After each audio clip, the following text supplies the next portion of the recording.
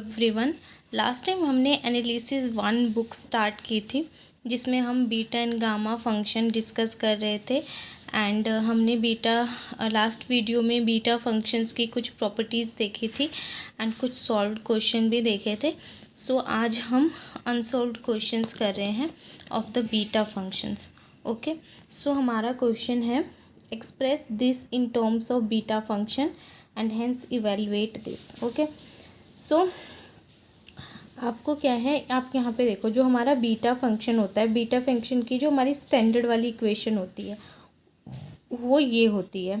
ठीक है, आप इससे कंपेयर करवाओ, सब कुछ तो सही है, 0 1 एक्स की पावर m है।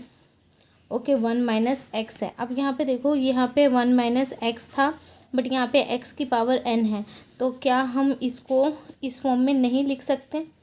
ठीक है, हमें इसको ना इस फॉर्म में लिखना है बट हम इसको नहीं लिख सकते क्योंकि ये इससे बिल्कुल मैच, मतलब एग्जैक्टली मैच नहीं कर रहा है, क्योंकि यहाँ पे x की पावर n है। किसी तरीके से हमें यहाँ पे ये x की पावर n हटाना है। ठीक है, तो इसके लिए हम क्या कर देते हैं, इसका कोई रोल नहीं है, मतलब ये मैं जो समझा रही हूँ कि इससे कंपेयर करना है। ठीक है, तो अब हमारा क्वेश्चन स्टार्ट हो चुका है। तो हमने क्या किया है कि हमने लेट किया है कि लेट आई, ये हमारा इंटीग्रेशन है दिस एंड x की पावर m है, 1 माइनस एक्स की पावर n है एंड p है एंड dx है। ओके, सो हमें क्या करना है, ये x की पावर n नहीं चाहिए, हमें यहाँ पे कुछ और चाहिए, मतलब सिंगल टर्म होनी चाहिए, पावर नहीं होनी चाहिए। तो हम क्या कर लें, सो हम x की पावर n को क्या फिल कर लें, t फिल कर लेते हैं। तो जब हम t फिल करेंगे दैट मीन्स हम अपने पूरे इंटीग्रेशन को क्या करेंगे, t की फॉर्म में कन्वर्ट करेंगे। ठीक है, तो आप जब यहाँ पे t की फॉर्म में कन्वर्ट करोगे तो आपको dx भी चाहिए होगा, इसको भी चेंज करना पड़ेगा, तो यस हमें वो भी करना पड़ेगा। सो यहाँ से हम क्या करेंगे, ये n उधर जाएगा, यानी पहले आपको x चाहिए होगा तभी तो आप dx बनाओगे, तो ये t है और ये पावर इधर जाके 1 में n बन जाएगी। ठीक है, सो आप यहाँ पे dx निकाल लो, डिफ्रेंशिएट करवाओ बोथ साइड। जब हम यहाँ पे डिफ्रेंशिएट करवाएंगे तो हमें क्या मिलेगा, इधर dx मिलेगा, इधर डिफ्रेंशिएट करवाओगे। ठीक है, तो इसे डिफ्रेंशिएट करवाओ with respect to t।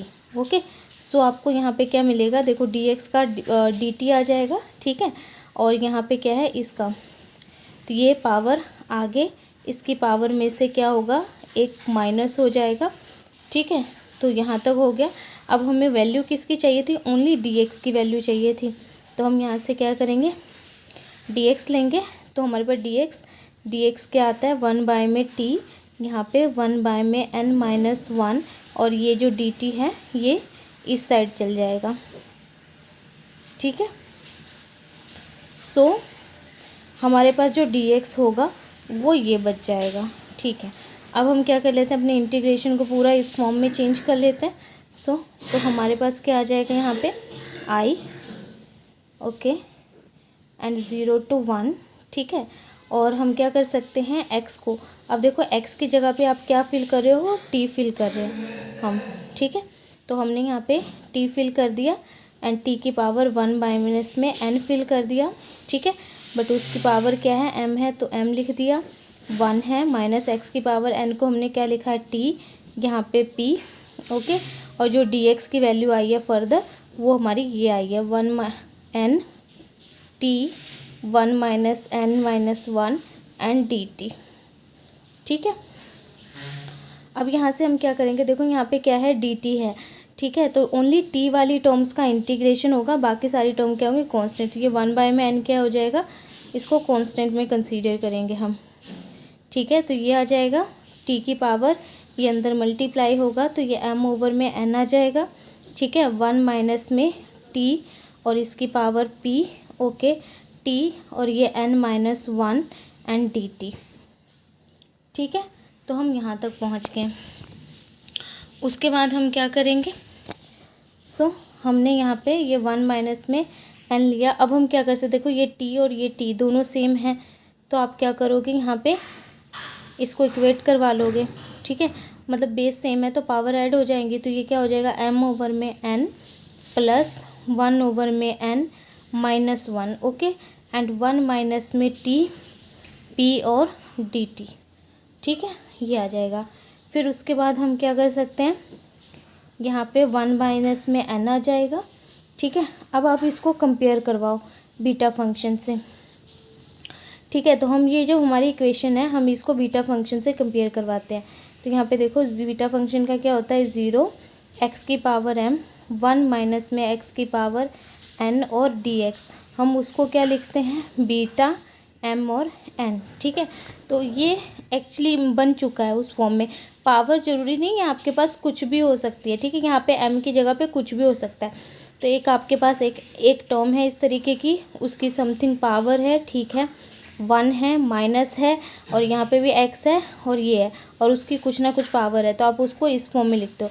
That means जो आपकी ये वाली टर्म है, ठीक है, तो जो ये वाली टर्म है तो उसमें आप क्या करते हो,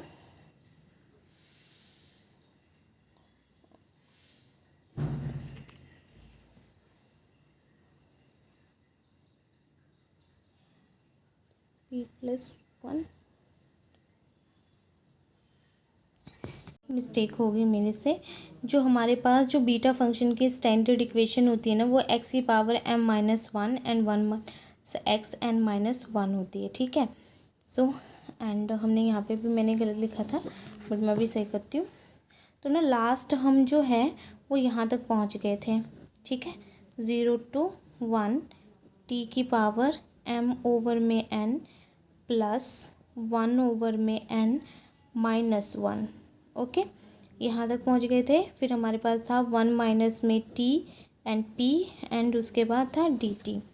चलो, उसके बाद देखो हमने क्या किया हुआ है, ये हमारे पास 1 माइनस में n है। ठीक है, पहले मैं बीटा फंक्शन की स्टैंडर्ड इक्वेशन लिख देती हूँ, फिर वहाँ से मैच करते हैं। तो ये हो गया हमारे पास बीटा फंक्शन की स्टैंडर्ड इक्वेशन, m-1 है, 1 माइनस एक्स है, n-1 है एंड dx है। उसको हम फर्दर क्या करते हैं, इस फॉर्म में लिखते हैं। ठीक है, तो हमारे पास सेम ये चीज़ें इससे मैच तो कर रही हैं। ठीक है, तो हमें इसको ना बीटा की फॉर्म में लिखना है। ठीक है, तो आप देखो ये वाली इक्वेशन ये इससे मैच कर रही है। 0 to 1 है, यहाँ पे कोई ना कोई टर्म है और उसकी कुछ भी पावर है। पावर कुछ भी हो सकती है। ठीक है, यहाँ पे 1 है, एक टर्म है और उसकी कुछ पावर है, तो यानी कि ये इससे मैच कर रही है। ठीक है, तो बस हमें ये है कि हमें यहाँ से देखो, अब जब हमारी ये इक्वेशन थी तो यहाँ पे हमने क्या लिखा हुआ है, m और n लिखा हुआ है। तो हमें क्या करना है, इन दोनों को कंपेयर करवाना है। ठीक है, इन दोनों को हम कंपेयर करवाएंगे और यहाँ से हम अपने m की वैल्यू निकालेंगे। ठीक है, तो हम करते हैं, पहले हम इसको इसके बराबर कंपेयर करते हैं।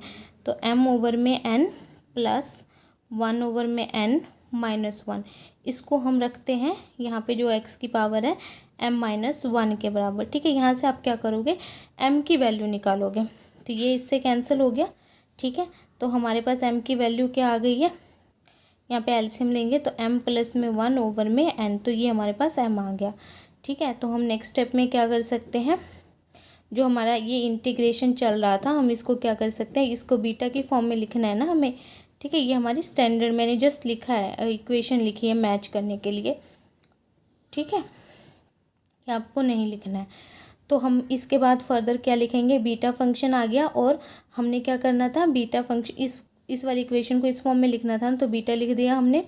ठीक है, m की वैल्यू क्या आई यहाँ पे, m+1/n आ गई। ठीक है, अब हम यहाँ से सेम n की वैल्यू निकाल लेंगे। तो आप क्या करोगे, n-1 को किसके बराबर रखोगे, p के बराबर। तो n-1 को p के बराबर रखो, यहाँ से n की वैल्यू निकालो, तो यहाँ पे p प्लस क्या आ जाएगा, 1। सारे क्वेश्चन में आप यहाँ तक तो कर लोगे। ठीक है, यहाँ तक करने के बाद आपको ना m और n की वैल्यू चाहिए होगी, तो वो इसी तरीके से निकालनी है। ठीक है, कंपेयर करवा के तो यहाँ पे जो आपका n है वो p+1 आ गया, तो आप यहाँ पे क्या ले लोगे, ये p+1 ले लोगे। ठीक है, तो ये वैल्यू आ गई। अब उसके बाद हम क्या करते हैं फर्दर। ठीक है, तो अब हमें नेक्स्ट में क्या कहा था कि हमें ये भी इवैल्यूएट करना है। ठीक है, तो इसकी इवैल्यूएशन करते हैं हम। तो हमने ये इवैल्यूएट करना है, तो लिखते हैं हम, क्या है हमारा इंटीग्रेशन, 0 to 1 है, यहाँ पे x की पावर 7 है, 1 माइनस एक्स की पावर 4 9 एंड dx। ठीक है, इसको हम कंपेयर करवा रहे हैं विद 0 to 1 x की पावर m 1 माइनस एक्स की power n and p and dx। ठीक है, जब आप इसको, जो आपकी स्टैंडर्ड वाली इक्वेशन थी जो इसमें क्वेश्चन में गिवन थी, तो हम इसको इसी से मैच कर रही है ना, तो हम यहाँ से कंपेयर करवाते हैं। ठीक है, तो अब देखो आपके m की वैल्यू क्या आई है यहाँ पे 7, तो m क्या आ गया 7 एंड n की वैल्यू क्या है 4 एंड p की वैल्यू क्या है आपकी 9। ठीक है, तो ये वैल्यूज़ हमारी आ रही है। अब आप देखो, क्योंकि जो ये वाली इक्वेशन है वो इससे मैच कर रही है, इसी की फॉर्म की है ना, तो हमने इसका रिज़ल्ट निकाला हुआ है। ठीक है, इसका आंसर क्या होता है, क्योंकि ये वाली पूरी इंटीग्रेशन जब आप सॉल्व करोगे ना तो कुछ इसी तरीके से करोगे, बिल्कुल मैच करिए, बस इसके m और n में फ़र्क है, पावर्स में डिफरेंस है। तो जो हमारी ये वाली इंटीग्रेशन होती थी तो हमने इसका रिज़ल्ट निकाला था। ठीक है, तो आप या तो इस फॉर्म में भी लिख सकते हो कि जो हमारी ये वाली इंटीग्रेशन होती है, ठीक है, 0 to 1 x की पावर 7 माइनस एक्स की पावर 4 और यहाँ पे 9 एंड dx। ठीक है, तो इसका जो आंसर आता है ये 1/4 b। ठीक है, तो ये अभी हमने निकाला था ना, तो ये हमारे पास आता है m+1 ओवर में n एंड p+1। ठीक है, जो हमने वैल्यू निकाली थी। ठीक है, यहाँ पे n था, सॉरी। ठीक है, अब आप सारी वैल्यू फिल कर दो। यहाँ पे n की वैल्यू क्या है 4, b m+1 कितना हो जाएगा यहाँ पे 8 हो जाएगा, 8/4 एंड p कितना है हमारे पास 9 एंड 9+1 ना, तो हमारे पास जो p हमारे पास 9 है, तो ये 9+1 क्या हो जाएगा 10। ठीक है, तो हमारे पास ये वैल्यू आ गई। ठीक है, तो हम क्या कर सकते हैं फर्दर, ये हमारे पास 1/4 है। अब ये हमारे पास बीटा ये आ गया है। ठीक है, तो हमने एक ये भी पढ़ा था, जो हमारे पास बीटा m और n हो। ठीक है, तो हम उसको कैसे सॉल्व करते हैं, हमारे पास अगर जैसे इस फॉर्म में तो आ गई, तो हमें इससे डिजिट चाहिए, तो हमें वो कैसे मिलेगा, तो m-1 का फैक्टोरियल n-1 का फैक्टोरियल होता है एंड वो होता है ओवर में m+n-1। ठीक है, इसका फैक्टोरियल। ठीक है, तो आप क्या कर सकते हैं, हम इसको इस फॉर्म में लिखेंगे। ठीक है, लिखते हैं हम। तो जब हम इसको लिखेंगे तो यहाँ पे देखो ये आपका m है। ठीक है, ये m है और ये n है। ठीक है, तो m-1 यानी क्या करेंगे हम 8/4 में से 8/4 कितना हो जाएगा, ये 2 हो जाएगा। ठीक है, तो ये 2 आ गया है ना, ये 2 और 10 है हमारा। ठीक है, चलो मैं एक बार और लिख देती हूँ, 2 और 10 आ गया। ठीक है, तो मैं इसको फर्दर सॉल्व करती हूँ। यहाँ पे बीटा है इस फॉर्म में। ठीक है, आपका ये m है और ये n है, इससे फॉर्म में सॉल्व करते हैं तो हमें क्या मिलेगा 2 - 1 का फैक्टोरियल 10 - 1 का फैक्टोरियल ओवर यहाँ पे क्या आ जाएगा हमारे पास 2 + 10 - 1 का फैक्टोरियल। ओके, यहाँ पे 1/4 2 - 1 जाएगा। ठीक है, तो हमारे पास क्या आ जाएगा 1 का फैक्टोरियल 9 का फैक्टोरियल एंड 2 + 10 क्या हो जाएगा 12 - 1 11 का फैक्टोरियल। ठीक है, तो हम क्या करेंगे, ये 1/4 ऐसे रहेगा। ये जो बड़ी डिजिट होती है ना, हम उसके फैक्टोरियल को ओपन करते हैं। ठीक है, ये 1 का फैक्टोरियल तो 1 ही बनेगा, तो इसकी कोई वैल्यू नहीं, तो हमने ये रखा। बड़ा कौन है इनमें से 11, तो हम इसका फैक्टोरियल ओपन करते हैं। 11 10 और 9 के फैक्टोरियल पे स्टॉप कर देंगे, क्योंकि यहाँ से ये कटिंग हो जाएगा। ठीक है, तो जब आप इसको सॉल्व करोगे तो आपको मिलेगा 440। ये आपका आंसर है। ठीक है, ओके, सो हमारा नेक्स्ट क्वेश्चन ये है कि show that this is equal to this, ये जो है इसके बराबर है एंड हमें बस सारे क्वेश्चन में यही करना है, जो हमारी स्टैंडर्ड फॉर्म है ना उसको ओपन करना है। तो जो हमारी स्टैंडर्ड फॉर्म है वो क्या होती है 0 to 1 होती है। ठीक है, एंड हम क्या लेते हैं यहाँ पे वो x की पावर m-1 होती है, 1 माइनस में x होता है और यहाँ पे n माइनस में 1 dx होता है। ठीक है, उसको हम किस फॉर्म में लिखते हैं, m और n की फॉर्म में लिखते हैं। ठीक है, तो हमें ये प्रूव करना है कि ये इस फॉर्म में आ जाए। तो पहले तो हम अपने इंटीग्रेशन को इस फॉर्म में बना लेते हैं, फिर वहाँ से m और n निकाल लेंगे और ये लिख देंगे। लेकिन ये इस फॉर्म में नहीं है ना, आप चेक करो। ठीक है, हमें यहाँ पे -1 नहीं है। ठीक है, और उसके बाद चलो -1 नहीं है फिर भी हम ले सकते थे, बट हमारा ये ज़रूर इससे मैच करना चाहिए। पावर जो मर्जी हो कोई प्रॉब्लम नहीं है, बट ये जो है ना वेरिएबल्स, ये ज़रूर मैच करना चाहिए। यहाँ पे x है, लेकिन यहाँ पे क्या होना चाहिए था, 1 होना चाहिए था, 1 नहीं है। ठीक है, और यहाँ पे जो भी टर्म है उसकी पावर है तो वो भी नहीं होनी चाहिए थी। तो अब हम उसको हटाएंगे। तो पहले हम अपना इंटीग्रेशन लिखते हैं। तो हमारा जो इंटीग्रेशन है वो 0 to p है। ठीक है, और यहाँ पे x की पावर m है, p की पावर q है एंड x की पावर q है एंड dx है। ठीक है, तो हम क्या करते हैं यहाँ से, क्योंकि हमें यहाँ पे 1 चाहिए। ठीक है, तो जब हमें यहाँ पे 1 चाहिए तो मेरे को ये p बाय में q कॉमन करती हूँ मैं। ठीक है, तो यहाँ पे 0 to क्या आ जाएगा, p।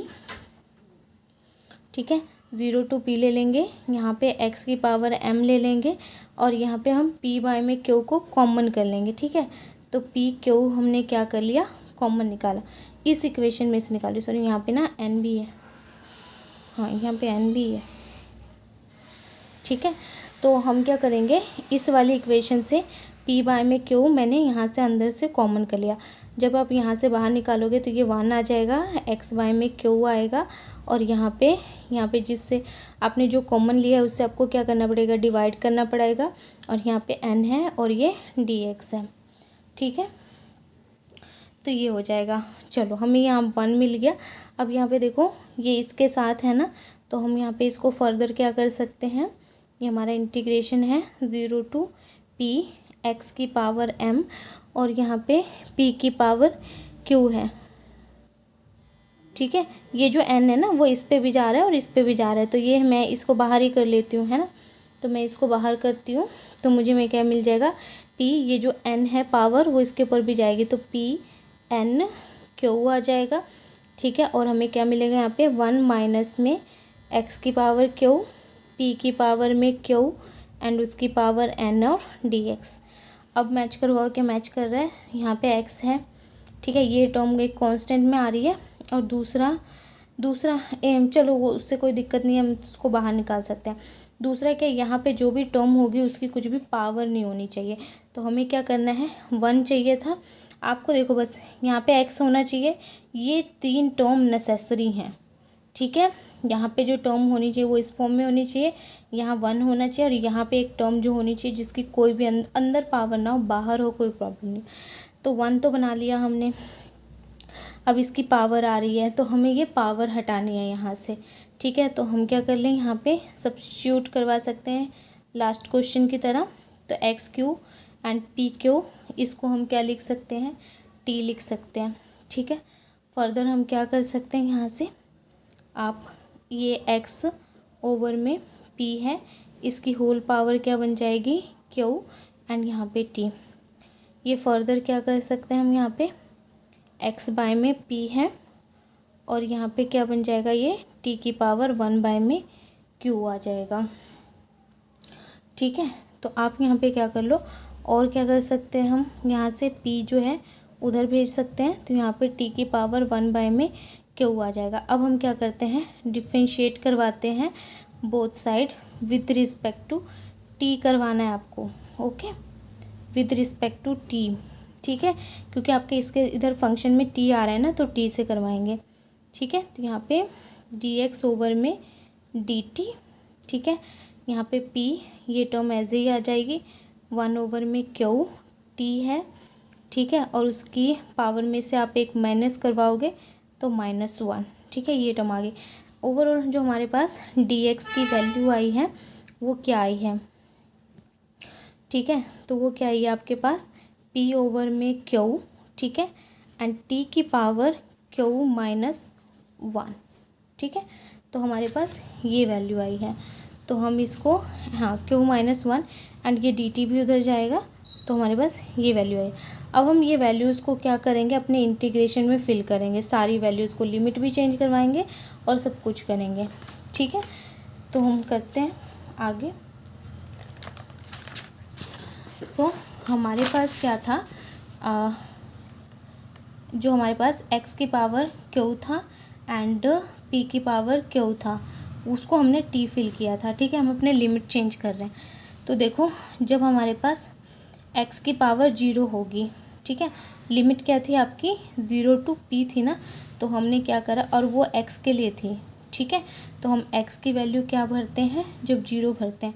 तो यहाँ पे जब x की वैल्यू आप 0 भरोगे तो 0 बाय में p एंड t जो भी सॉल्व करोगे तो आपको यहाँ से क्या मिलेगा, t की वैल्यू जो मिलेगी वो 0 ही मिलेगी।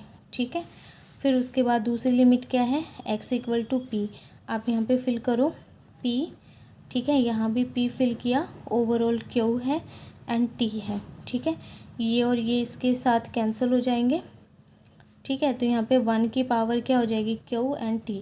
1 की समथिंग जो मर्जी पावर हो तो हमारे पास क्या मिलता है, 1 की जो मर्जी पावर हो हमें 1 ही देता है। तो जब हमारा x p है तो t इक्वल टू क्या है, 1 है। अब हम अपना जो हमारा इंटीग्रेशन था उसको पूरा कंप्लीटली डिफॉर्म कर लेंगे। तो ये हमारी इंटीग्रेशन की लिमिट, लोअर लिमिट 0 है, अपर लिमिट 1 है। ठीक है, उसके बाद हमने जो फिल किया था वो ये फिल किया था। ठीक है, और यहाँ पे m है, p n q है, सारी वैल्यूज़ हम फिल कर लेंगे। t है, n है, p बाय में q है एंड t है, 1 माइनस में n माइनस में 1 है एंड dt है। ठीक है, ये चीज़ें कर ली। अब यहाँ से जो चीज़ें कांस्टेंट है उसको बाहर निकालेंगे हम। कांस्टेंट क्या है, ये। ठीक है, तो हमने इसको बाहर निकाला। हाँ, ये भी एक कांस्टेंट है ना, कंप्लीट टर्म, तो हम इसको भी बाहर निकालेंगे। नहीं, p की पावर m कांस्टेंट है। ठीक है, p की पावर m कांस्टेंट है, t कांस्टेंट, कम्प्लीटली कांस्टेंट नहीं है। चलो मैं एक स्टेप में और करती हूँ। 0 1 p m, t की पावर यहाँ पे m ओवर में q। ठीक है, और यहाँ पे p n q, 1 माइनस में t n, p ओवर में q, t 1 ओवर में n माइनस में dt। ठीक है, तो यहाँ पे कांस्टेंट क्या आ रहा है हमारे पास। अब देखो, इनका बेस सेम है, ये टर्म और ये, इन सब का बेस सेम है, तो पावर क्या हो जाएंगे, ऐड। हाँ, ऐड हो जाएंगी ना सभी की, तो पावर हम ऐड करवाएंगे तो हमें यहाँ पे ये मिलेगा, p n q plus m plus 1। Okay, and over में क्या मिलेगा हमें, q। ठीक है, अब हमारे पास लेफ़्ट ओवर में क्या बच गया, t m ओवर में q प्लस 1 ओवर में, हाँ, तो हमने t की भी जो पावर है उनको सब कुछ सेपरेट वगैरह करके हमने अलग लिख लिया है। ठीक है, और ये 1 माइनस में t n, और यहाँ पे क्या आ गया, dt आ गया। ठीक है, तो हम क्या करते हैं, ये same n q plus m plus 1 and q, हम अब इसको अपने स्टैंडर्ड इक्वेशन से कंपेयर करवाते हैं। तो जो हमारे पास ये वाली इक्वेशन है उसको आप m-1 से कंपेयर करवाओगे। ठीक है, तो करवाओ m ओवर में q प्लस 1 माइनस में n माइनस 1, m-1 से, यहाँ से m की वैल्यू निकालो, तो m की वैल्यू क्या आ जाएगी हमारे पास, ये आ रही है। ठीक है, तो हम ये लिख देंगे, तो हमारे पास बीटा, और ये m की वैल्यू क्या आ जाएगी हमारे पास, m बाय में q प्लस 1 बाय में n। ओ सॉरी, यहाँ पे q है। ठीक है, तो यहाँ पे क्या आ जाएगा आपका, q आ जाएगा। ठीक है, उसके बाद क्या आ जाएगा, इसको कंपेयर करवाएंगे, n-1 होता था ना हमारे वहाँ पे स्टैंडर्ड इक्वेशन में।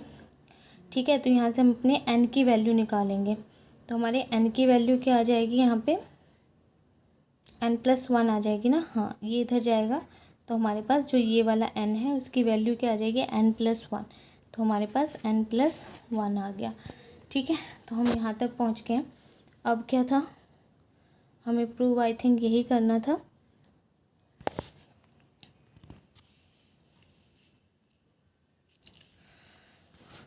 ओके नहीं, ये वाली टर्म इधर थी, ये वाली टर्म इधर थी, तो हमें ना यहाँ पे एक और प्रॉपर्टी लगानी पड़ेगी।